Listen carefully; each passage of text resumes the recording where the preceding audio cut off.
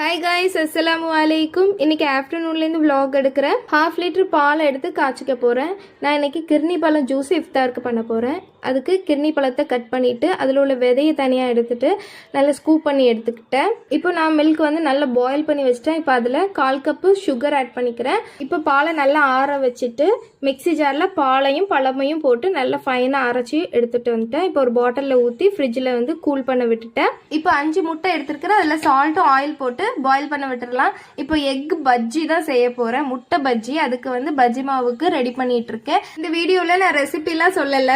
முட்டை ரெடி ஆகுற கேப்ல தேங்காய் சட்னி அரைச்சி தாளிச்சிட்டேன். இப்போ முட்டை ரெடி ஆயிருச்சு. 2 துண்டை கட் பண்ணிட்டு மாவுல டிப் பண்ணிட்டு கோல்டன் கலர்ல ஃப்ரை பண்ணி எடுத்துட்டேன். இப்போ முட்டை பஜ்ஜி போட்டு மாவு மிச்சம் இருந்தது. அதுல வெங்காயம், கருவேப்பிலை, எக்ஸ்ட்ரா மாவு, கொஞ்சம் உப்பு போட்டு மிக்ஸ் பண்ணிட்டு இந்த மாதிரி நச்சு பக்கடா போட்டு எடுத்துக்கிட்டேன். அவ்வளவுதான். இதான் எங்களுடைய இஃப்தார் ஸ்பெஷல். தேங்க்ஸ் ஃபார் வாட்சிங்.